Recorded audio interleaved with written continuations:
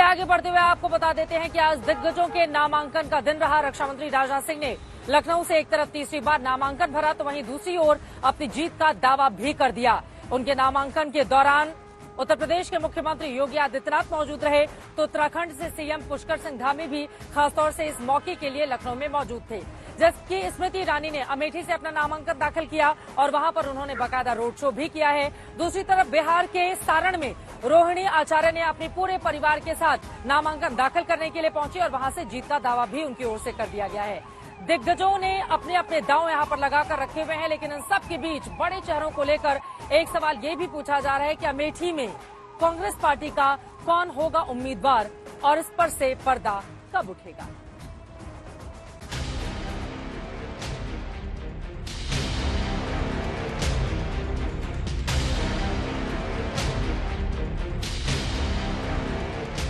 लखनऊ की सड़कों पर यह बीजेपी का शक्ति प्रदर्शन है।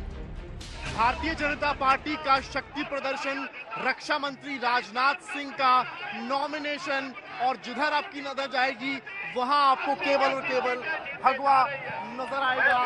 सामने की तस्वीर आप देखें तो रक्षा मंत्री राजनाथ सिंह आपको नजर आएंगे, उनके ठीक बगल में आपको मुख्यमंत्री योगी आदित्यनाथ नजर आएंगे जो हाथ में जो चुनाव चिन्ह है कमल का उसको लिए हुए हैं। उनके ठीक बगल में आपको उत्तराखंड के मुख्यमंत्री पुष्कर सिंह धामी नजर आएंगे। तो और इस तरफ भीड़ आप देखें, हर ओर बीजेपी के कार्यकर्ता रथ के इर्द गिर्द फैले हुए हैं। रक्षा मंत्री राजनाथ सिंह नामांकन भरने जा रहे हैं, साथ में उत्तराखंड के सीएम, यूपी के मुख्यमंत्री और बीजेपी के दिग्गज नेताओं का जमावड़ा था। ये पूरा विश्वास है कि माननीय रक्षा मंत्री जी लखनऊ के लोकसभा क्षेत्र से इस बार देश में जो रिकॉर्ड वोटों से जीतने वाली सीट है उसमें से लखनऊ उत्तर प्रदेश की राजधानी सीट है। बीजेपी के नेता जीत को लेकर भरोसे से भरे हुए हैं। भीड़ जुटी है। मैं कह सकता हूं कि जाति धर्म संप्रदाय से ऊपर उठकर लोगों ने आशीर्वाद दिया है।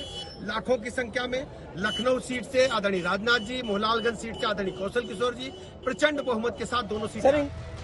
जिस तरह का माहौल लखनऊ में था वैसा ही माहौल अमेठी में था। देखिए, स्मृति ईरानी नामांकन करने पहुंची तो इस तरह से निकली। और इस बड़े चुनाव में स्मृति ईरानी ने कोई भी कसर नहीं छोड़ी है। पिछले एक महीने से लगातार वो अमेठी में बनी रही।